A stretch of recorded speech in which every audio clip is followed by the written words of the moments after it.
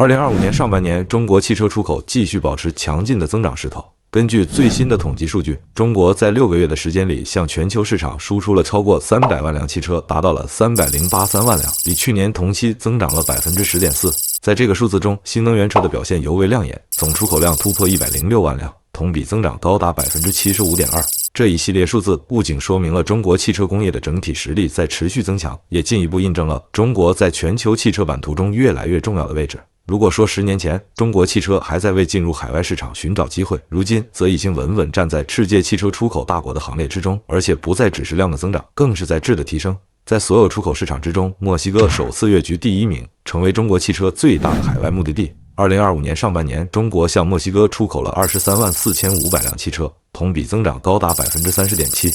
这个数字背后既有墨西哥自身市场需求的增长，也有中墨之间紧密的贸易关系。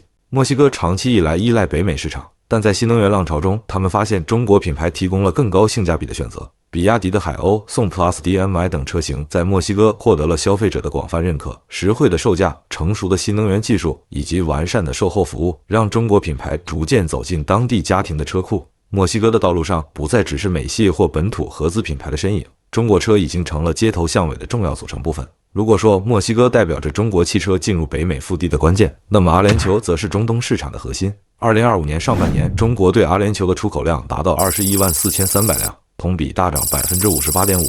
阿联酋并不仅仅是一个消费市场，它更是一个分销与中转枢纽。大量进入阿联酋的中国汽车最终会流向更广阔的中东市场，包括沙克、科威特、阿曼等国。阿联酋作为区域的物流和贸易中心，为中国汽车进入阿拉伯世界打开了大门。尤其是新能源车型在当地受到越来越多的关注。虽然中东盛产石油，但各国也在积极布局能源转型。中国新能源车的进入正好契合这一趋势。无论是 BYD 还是蔚来，甚至吉利、长城，都在阿联酋市场扎下了根。越来越多的中国品牌展厅出现在迪拜和阿布扎比的主要商圈。然而，并非所有市场都在持续增长，俄罗斯就是一个典型的例子。2025年上半年，中国对俄罗斯的汽车出口量为17万1000辆，同比大幅下降59.2%。这一变化与政策因素密切相关。俄罗斯出台了高额车辆回收费与额外税费，使得中国汽车的竞争力受到削弱。尽管在2022至2023年，中国汽车曾借助俄罗斯市场空缺实现爆发式增长，但政策的不确定性也暴露了过度依赖单一市场的风险。车企不得不重新思考，在俄罗斯的战略布局是继续以低价走量，还是通过建立合资工厂、本地化生产来规避政策风险。这无疑是未来几年内中企必须解答的问题。与俄罗斯的下滑不同，巴西虽然也出现了小幅度的下降，但整体仍然维持在较高水平。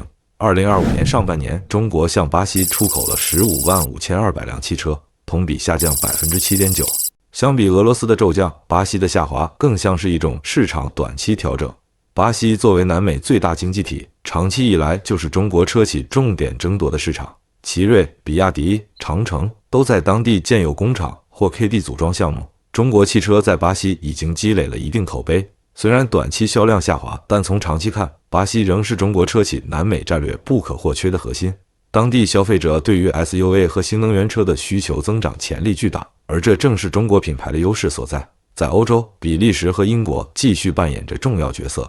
比利时作为安特卫普港所在地，天然就是中国汽车进入欧洲的主要中转站。2025年上半年，中国对比利时出口14万7200辆，同比增长7.2%。这个数字并不能完全代表比利时国内市场需求，因为其中相当一部分车辆会被转运到德国、法国、西班牙等欧洲国家。但这恰恰反映出比利时在中国汽车欧洲战略中的关键地位。与此同时，英国市场的直接需求也在快速增长。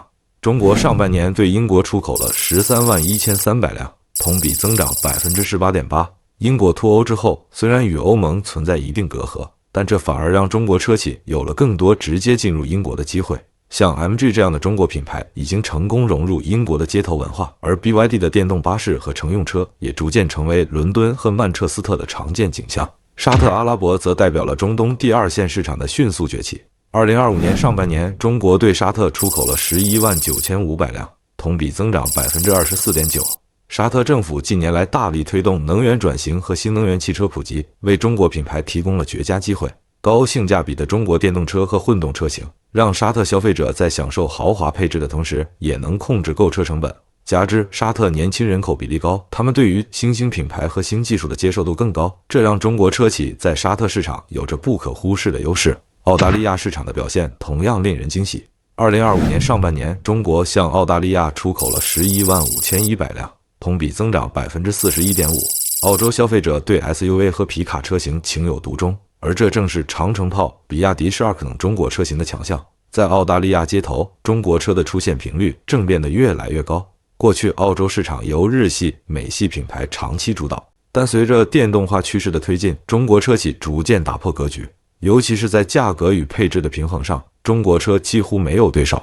东南亚市场也迎来了爆发式增长，菲律宾就是最典型的代表。2025年上半年，中国对菲律宾出口了101900辆，同比大增63.5%。菲律宾经济近年来保持稳定增长，年轻人口占比高，对新车的需求不断增加。中国汽车凭借高性价比和适合东南亚路况的车型，迅速赢得市场。无论是小型 SUV 还是新能源轿车，在菲律宾市场都找到了空间。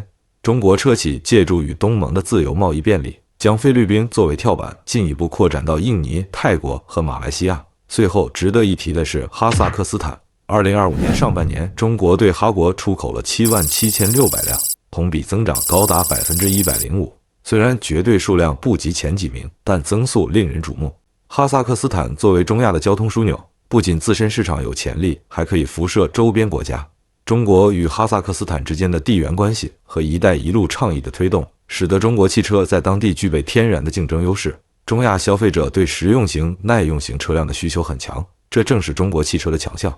从整体来看，2025年上半年中国汽车出口的格局呈现出几个明显特征。首先，新能源车成为增长的主力军，106万辆的出口规模同比增长75.2%，意味着新能源已经不只是补充，而是出口的核心驱动力。其次，市场分布更加多元化。过去，中国汽车出口过于依赖少数市场，如今前10名已经覆盖了中北美、中东、欧洲、南美、东南亚和中亚，整体布局更均衡，抗风险能力更强。第三，品牌竞争加剧。比亚迪、吉利、奇瑞、长城等中国车企都在全球展开激烈角逐，各有侧重。特斯拉在中国出口中的份额下降，更说明中国自主品牌的崛起已经改变了全球市场的格局。未来几年，中国车企必须思考如何在不同市场实现本地化发展。单纯依靠价格优势无法长久，要建立渠道，完善售后，提供适配的车型，甚至考虑在海外建立工厂。以墨西哥为例，本地化工厂不仅能满足北美市场的需求，还能规避潜在的贸易壁垒。对于像俄罗斯这样的高风险市场，则需要更加谨慎灵活的策略。2025年上半年，中国汽车出口的前10目比国勾勒出一幅全球市场的全景图。从墨西哥到阿联酋，从巴西到英国，从菲律宾到哈萨克斯坦，中国汽车正在以强大的速度与韧性走向世界。数量的增长只是表象，更深层次的意义在于，中国车企正在逐渐建立起全球竞争力和品牌影响力。未来的路上，中国汽车或许会面临更多挑战，但也将迎来更广阔的天地。感谢收看到最后，留言告诉我你的看法，点个赞，点个关注，下次更新就能第一时间见到我。